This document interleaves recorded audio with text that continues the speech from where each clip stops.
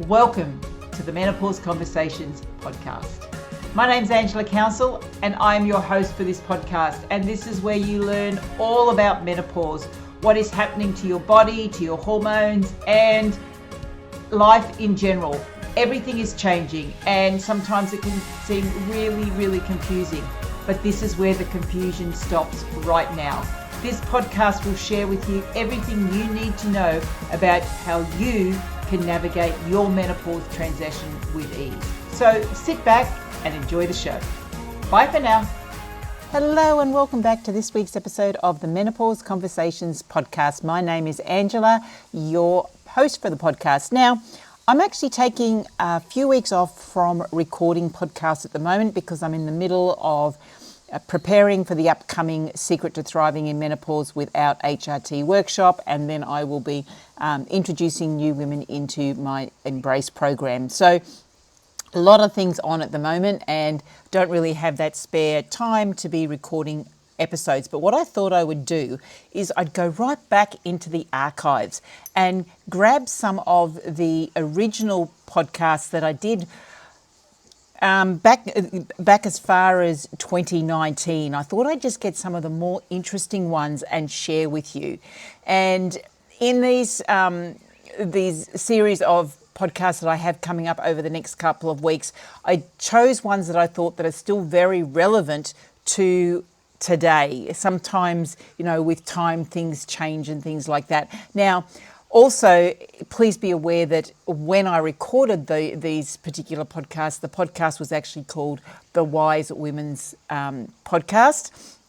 So now I've changed the name, but it's still about sharing vital information for women as they come through this menopause transition and as we move into that, the next stage of our life. So hopefully you will enjoy some of these older episodes that I have retrieved from the archives for you, and please feel free to let me know over in the Menopause Conversations Facebook group if you want to hear more from these particular people, if you want to know more on the subject as well. So please enjoy, and I'll be back to recording new episodes in a few weeks, and I've got a few guests who are lined up, some really exciting guests for us as well. So bye for now.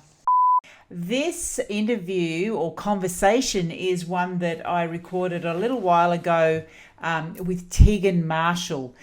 Tegan wrote a book called Facing Fears. It's an absolutely fantastic book, and she also wrote an article in one of the issues of the Barker Woman magazine. So originally I recorded this conversation with Tegan as part of the magazine. But I thought I'd share it with you because it's very, the topic of facing our fears is something that I think that many women struggle with, particularly as they get older and life is changing for them and they're not sure what's happening next. Now, Tegan is a speaker. She's a serial entrepreneur. When she's not writing a book and coaching women on facing fears, she also runs a digital agency with her husband. She travels the world, lives in all different places. She doesn't have they decided to do home sitting all around the world. So every time I speak to Tegan, she's in a different part of the world. So Tegan has a very strong story. Her background, she came from a place of abuse as a child. And in her book, she goes through how she actually got out of that situation and how she dealt with the constant fear that she had. Tegan believes that it's fear that holds us back from being everything that we possibly can be. And that's why she's on a mission to help women to master their fears and become the women they truly could be. And in this conversation, as I said, we're talking all about fear. We talk about what it is and why we need to make friends with fear. During the conversation, you'll hear quite a few of my fears because we discuss that in quite detail.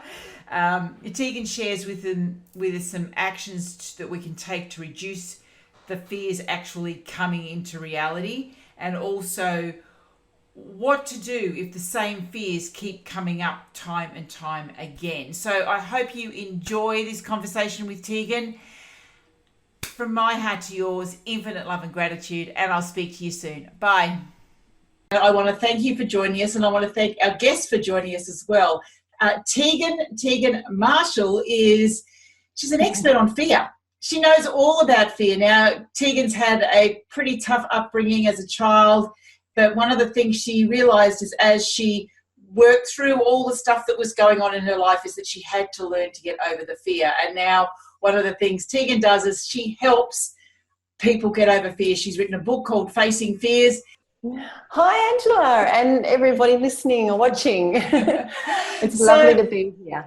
Let's just start with, what is fear? I mean, I know an acronym for it. It's F everything and run, but what is fear? Because there's a reason why we have fear. So I want you to explain fear, because we shouldn't really be looking at it too much as a negative all the time.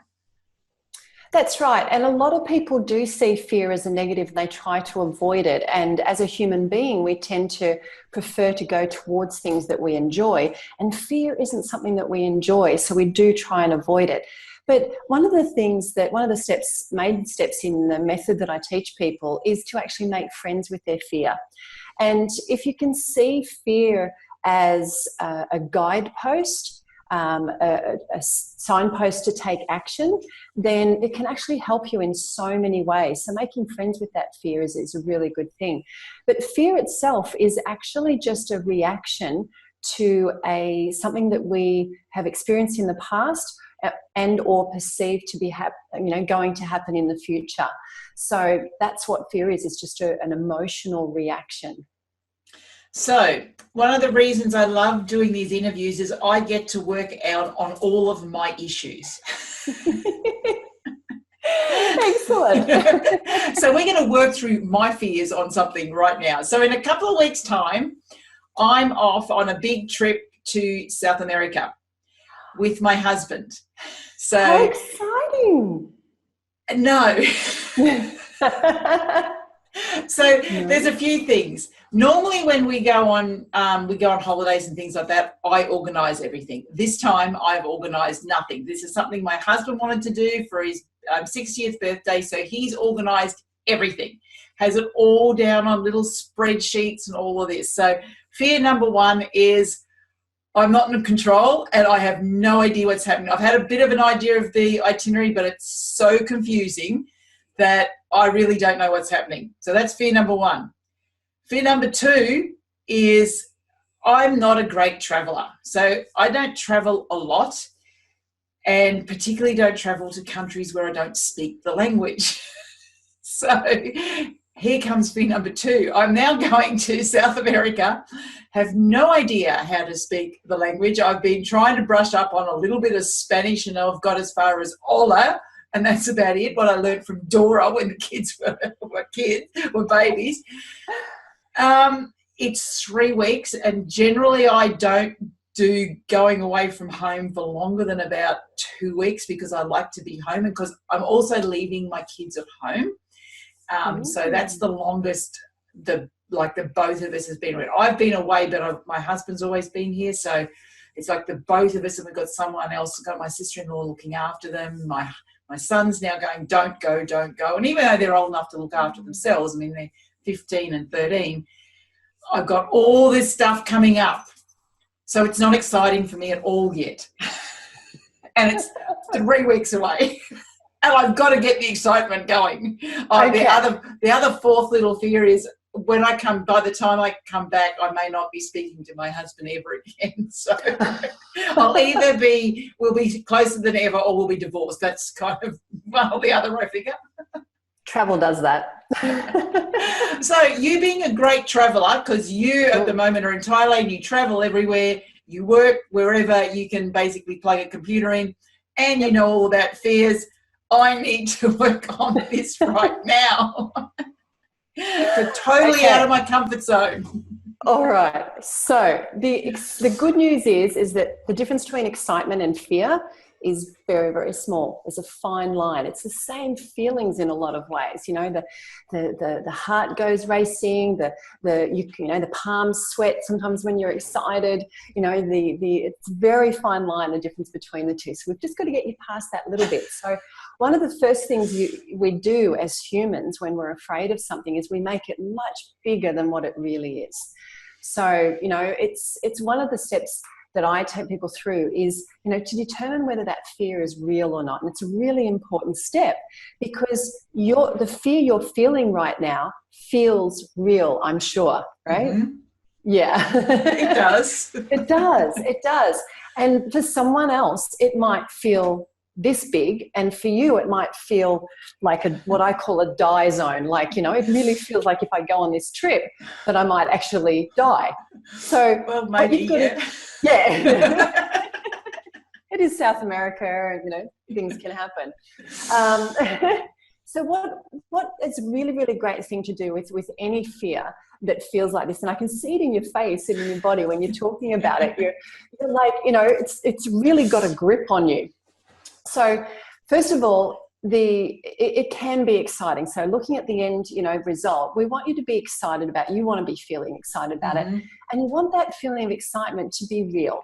So let's have a look at whether the fears are real or not. Okay. So what we do is we take kind of more of a logical look at it. So we go more into our logical brain because fear, you know, really uses our emotions to play with us a bit. And is it really real? So let's have a look at, first of all, the trust side of things, the, you know, control, and whether your husband's actually worked it all out or not. Now, he sounds like he's at least a bit more organised than some husbands in that he's got a spreadsheet. Well, and I did hook him up with our travel agent, and I trust our travel agent. So that bit, yeah, is kind of okay. Yeah. So what I like to do is grab a piece of paper, split it down the middle, put what's real on one side, what's not on the other, and write those out. So basically brain dump everything that you're afraid of. And if we just keep it to the things that you've got control of, so let's just look at that main one. So brain dump, okay, everything to do with that. So what are the chances of him making a mistake? Well, let's face it, realistically, he's human. Okay, so we can all make mistakes. So there are probably going to be things, and I can guarantee you, having traveled permanently, and we spend for the last 3 years, and we spend a month in each country. So we're changing countries every month. We go to at least 2 to 3 new countries a year to experience those. But I also like to balance it with countries that I'm aware of, you know, familiar with as well. So through all those, I can give you lots of experiences where, you know, we've planned everything and it's beyond our control. My recent wedding is one of them, okay?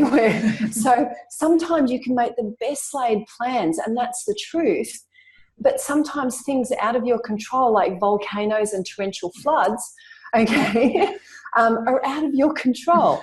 So then it's good to have a look at, well, what happens if something like that happens? And fear uses our self-doubts and our insecurities against us. So what is it you're really afraid of is that you can't handle what might happen.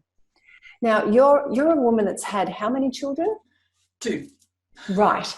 And you've brought them up and you've survived, right? For starters. Yeah, but we all speak the same language. I know. We'll get to the language in a minute. So the chances of you not being able to handle something, you run your own business, you have for a long time, you've got a magazine, a podcast, you're an amazing, incredible woman that is so capable. You're very, very smart, and these are the truths. So you've got to balance out your fears with the truths. And remind yourself of the truths. You know, think of some things that you've handled that were off the cuff and not prepared for, you know, those sorts of things, and give yourself examples, because really all you're doing is you're feeding what I call your fear monkey on your shoulder. You're feeding it the bananas, which aren't true. So I want you to start feeding that fear monkey the truths. I'm a capable woman. I can handle anything, and we'll get to the language in a minute. I can handle anything. I can handle any situation. I'm strong, I'm fit, I'm healthy. You know, you've got this. You've got this. Okay. And it's about feeding that monkey so that it doesn't turn into an orangutan sitting on your shoulder, and bringing it down to a nice little monkey where you go, yeah, okay, I might be a bit cautious this time, and I'm going to strap my money to my, you know, get a money pouch and put that in there. And that's the reality of fear too. So balancing out what's real and what's not. What's real in South America is there's lots of pickpocketers. That's a fact. So then you look at the action you can take. Well, what can I do to minimize that happening? Buy yourself one of those money holders and passport holders that are actually under your clothes and no one can get to. Okay. What's another thing that can happen in South America? You might be actually held up or something like that. Someone might try to rob you. No, it's true. Let's look at the realities of it. Okay, let's be real about this. You know, it's a reality that it could happen. So what can you do to combat that fear and that possibly happening? Number one, don't go down dark alleys. Number two, always go in groups, you know, with you and your husband. Go do tours that are in groups. Makes it much less harder. Stick with people. Stick with, you know, in areas where there's lots of people. And, you know, don't wear your jewelry. When I travel to some countries, I take all my rings off, I take my jewelry off, and I wear the cheapest jewelry from a local market that I can possibly find. The other thing you can do is blend in as much as possible. Don't be looking lost. Plan out your journey when you're in your hotel room so that when you're walking somewhere, you are full of confidence. You know where you're going. If you're not sure, step into a store and then have a look at where you're at. Don't stand on the street going, I don't know where I am. It just makes you a target. So these are things. So fear can be helpful. It can help you to prepare. Yeah. And those are some of the things that you can do. And I've traveled as a single person before I met my now husband. And those are the things that I used to do as a single woman traveling in foreign countries. And, you know, yeah, you just prepare. You just be smart. You've got the smarts. So trusting your husband in regards to, yes, things might go wrong. But trust is an interesting thing because it's a choice. You can choose to trust him, but I always believe, don't be stupid about it either. You know, take a bit of responsibility. You know, ask him, like Clark, my husband, does a lot of the preparation of our travel arrangements as well. And that was hard for me to let go of as well, being a single traveler that was always new, you know. But it's a really nice thing to empower your husband to do that and not pick on him if he gets something wrong, because chances are you could have got something wrong as well, okay? And that will help you with the last point of coming back still in love with each other, okay? So just be kind to each other. And, you know, he is a human, and I think it's very, very easy to focus, and your fear monkey likes doing that, focusing on the faults of other people, because we're oh so perfect. Not usually. No. Exactly. And, you know, just seeing your husband, you know, and commending him on the things that he has done and his strengths. And that's in every relationship. Fear shows up in relationships, and especially when you travel.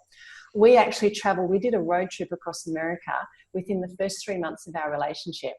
And that I can tell you, okay, it was English. They kind of speak English over there. I love the American accent.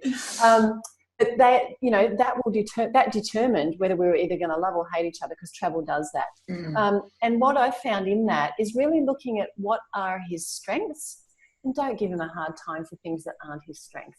You know, help him with things like that, and vice versa. You know, something that is not my strength, you know, Clark doesn't pick on me about, you know, and we've set that up. So it's about, you know, just seeing each other's strengths and accepting each other's, you know, not so strong points as well, because we can't be strong at everything. That's right, yeah. It's boring. Now, the language. Okay. The language. So I'm currently in Thailand. We're actually staying at a friend's house, which is way out in a remote area. So yesterday I went to a local cafe, which in itself, the food and things like that, and trying to work out the foods and stuff like that, nothing was in English whatsoever. But guess what? They have pictures. Most places, because you know, Thailand, South America, any of those places that have tourists, and let's face it, there's tourists pretty much everywhere these days, are all after the tourist dollar to support their economy, to make, you know, to feed their children, you know, survive in business just like we are, feed their children, send their kids to school and survive. So they really do want to help you. That's what I've learned through traveling through all different types of countries, is they really do want to help you. Sometimes more than, you know, people want to help us at home. I think it's really nice to be a tourist. And that's one of the reasons why I love traveling all the time. People say, how do you do it? And that's, you know, for another podcast or something, you know, another day. But Part of it is just, really enjoying that we're a tourist in a community, and we do tend to stay outside the sort of major tourist areas. But these people had a menu with pictures on it. So I was able to work it out. Now, I have a huge fear because I'm extremely allergic to crustaceans. So I don't want to, and in Thailand, for example, they put fish in everything, right? So it's a matter of just being smart. And remember, we said to your little fear monkey, I'm a smart woman, so I've got this. So just be smart. I chose beef, something that's got beef, because they're not usually going to put fish with it, and rice and some vegetables that I could see wouldn't be cooked in that. And so, and they also, if you try and learn the language, and trust me, it's easier than you think. South America, Spanish and everything is so much easier than Thai. Okay. Yes. Yeah, That's exactly. why I haven't been to Japan or China yet. Yes. Beyond me, I think. There's ways you can use it. And the wonderful things that you can use is technology. So Google Translate is my friend, my absolute best friend. And even though it's not always right, you can pretty much work it out between you. And people love that you're trying to talk to them. So they will try and take the time to, try and understand what you're saying.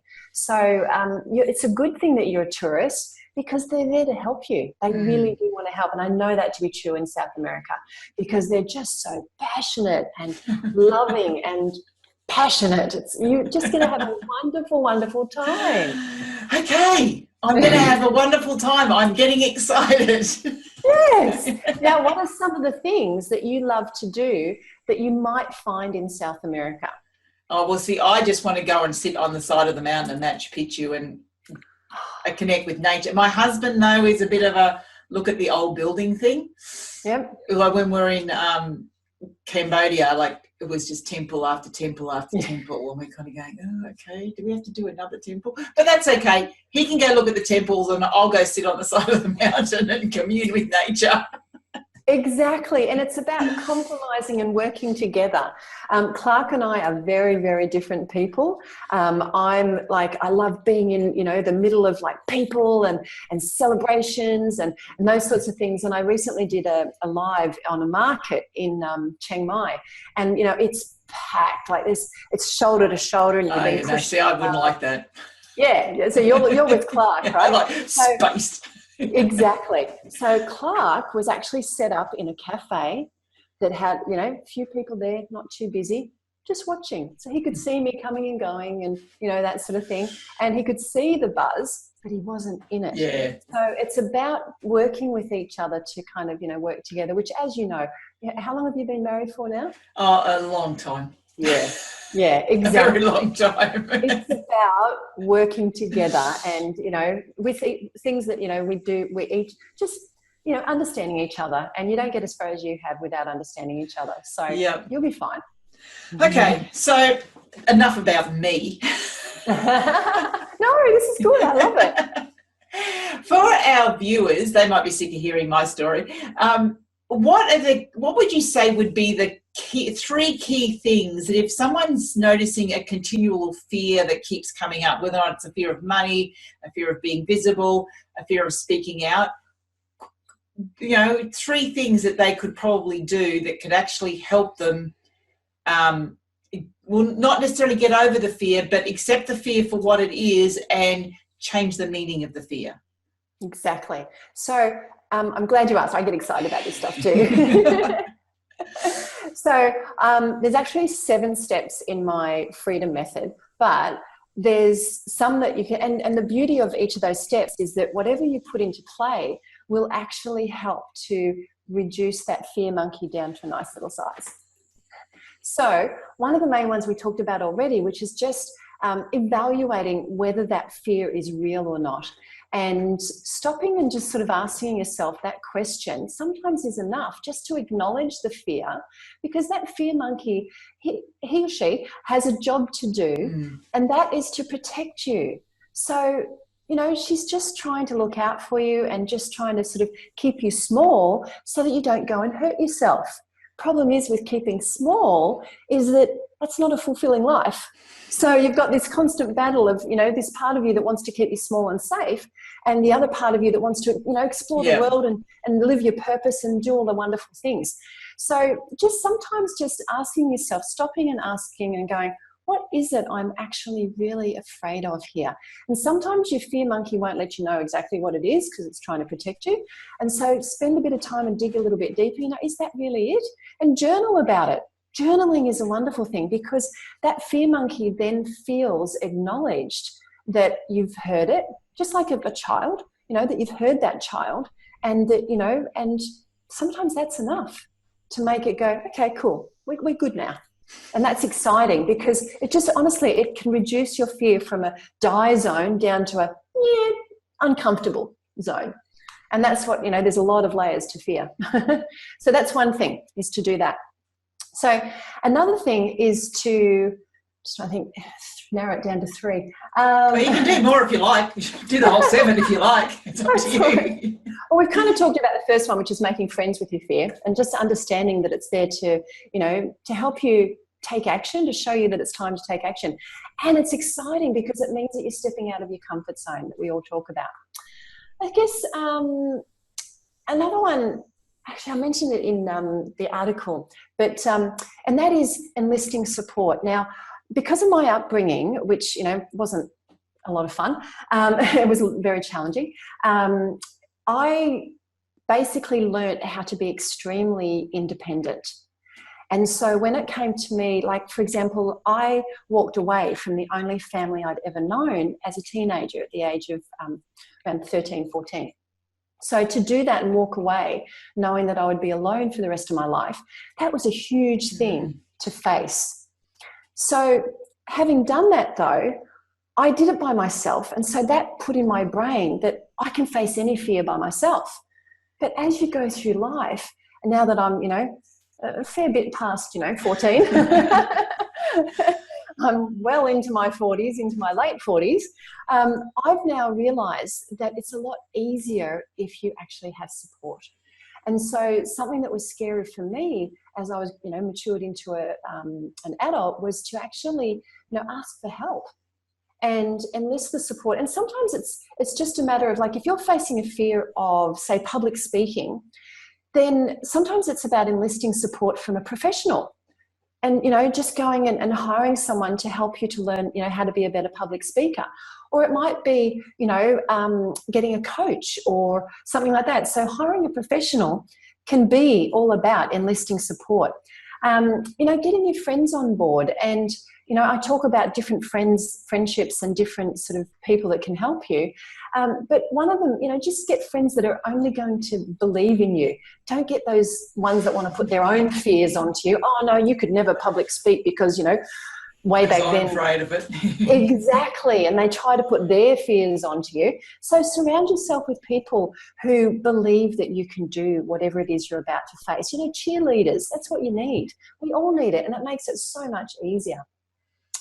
And then I guess one of the other things is you've got to make a decision. You've actually got to decide now whether you want to face that fear or not. So say, for example, like spiders. I still have a fear of spiders. It's a lot less because given an opportunity, I will put myself out there and try and sort of face it. But I haven't actually sat down and gone, right, I'm going to smash this fear out of the water. So sometimes, you can acknowledge your fear and that's enough. But sometimes if it's still affecting your life, like if the fear of spiders was affecting my life, I would then make the decision, draw the line in the sand and go, right, I'm going to face this fear. And public speaking is a good one because often it stops us from promoting our business or, even just talking about our business in networking groups. That's still public speaking. So yeah, it's something usually that if you have a business, it's usually something you've got to face. So what you need to do is just decide, make that decision, draw the line in the sand, get the help, get the support and, and work on it that way.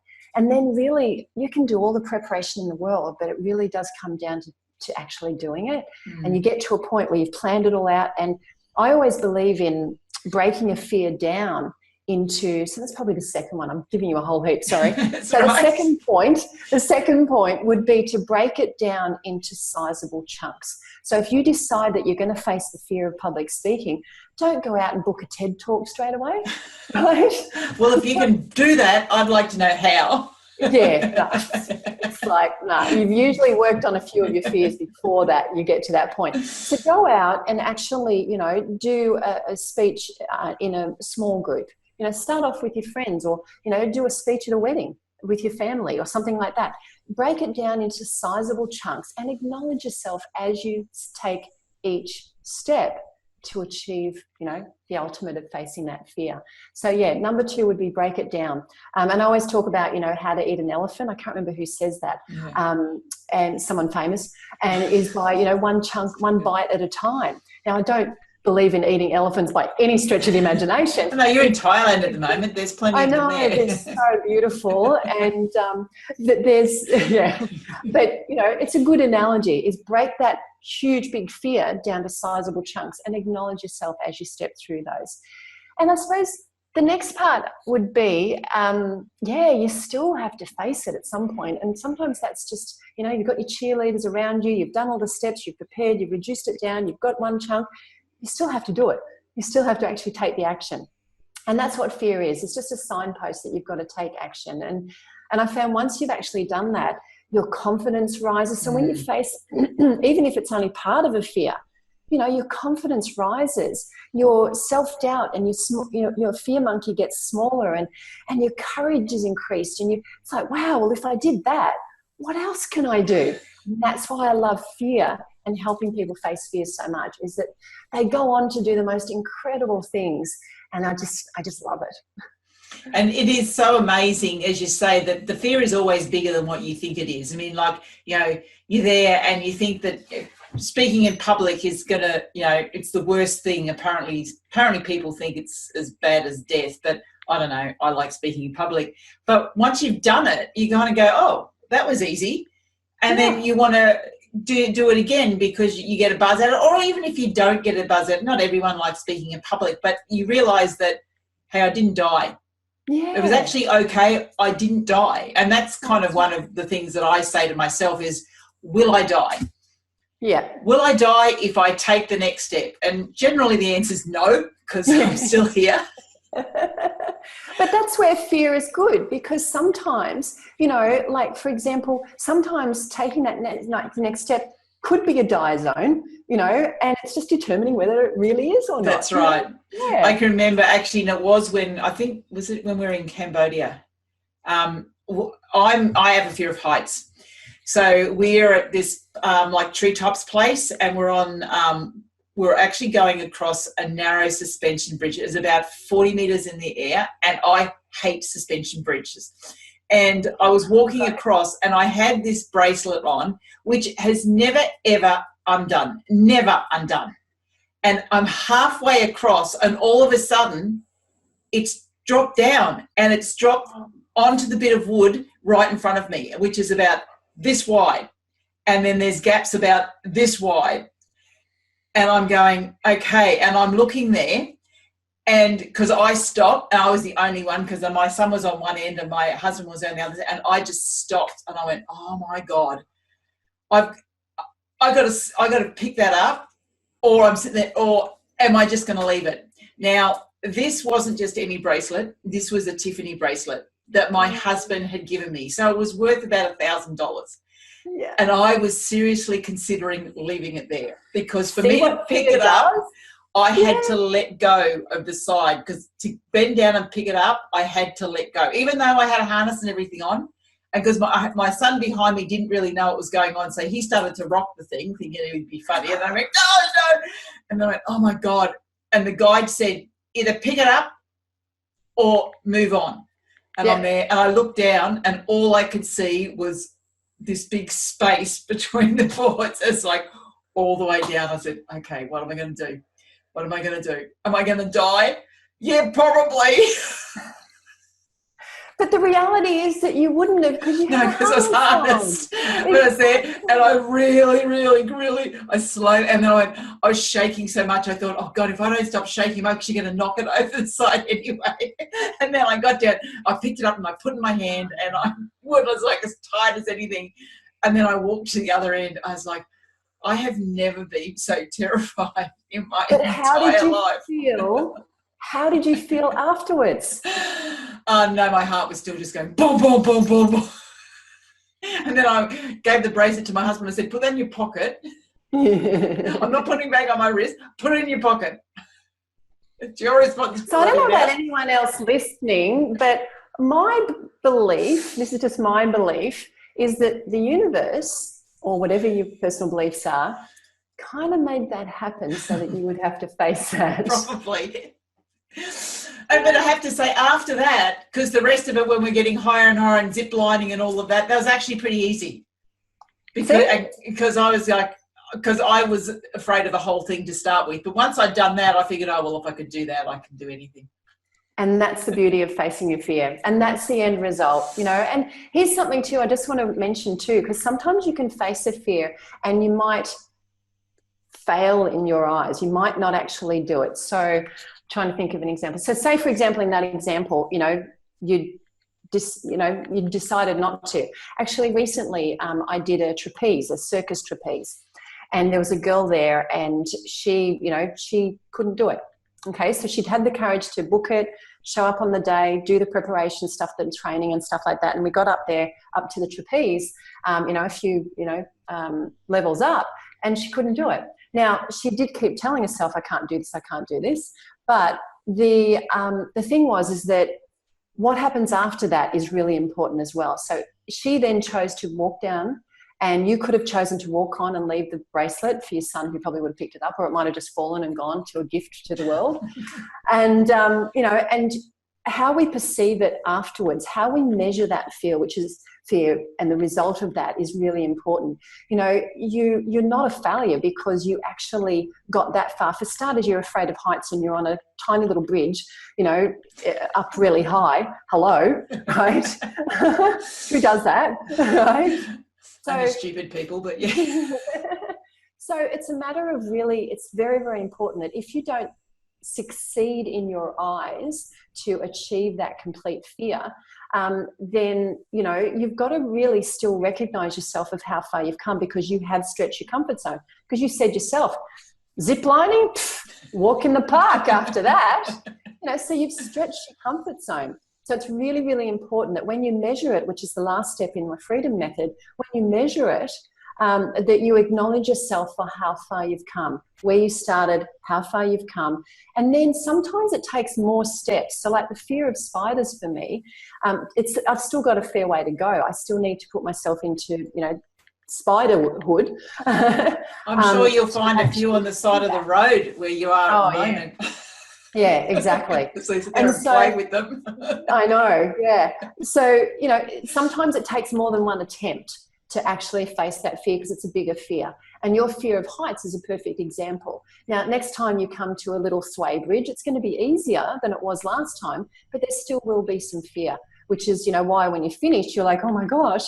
But after a period of time, you're like, no, if I did that, I can, you know, I can zip line, I can do all these different things. And that's the beauty of fear. There's several layers. And so the last part is really just to measure it and determine if you still need to face it again and do it again, and, you know, then look for opportunities to do that if it's still affecting your life. But take from it and acknowledge yourself for what you have done. And that's really important. Oh, we've been through so much stuff today, and we've been working on me totally. It's great. I love these shows. But I really want to thank you, Tegan, for really contributing and sharing your knowledge with everybody, because what you do is absolutely fantastic. I'll be putting all of the links to your website and everything under this video. From my heart to yours, infinite love and gratitude. Bye for now.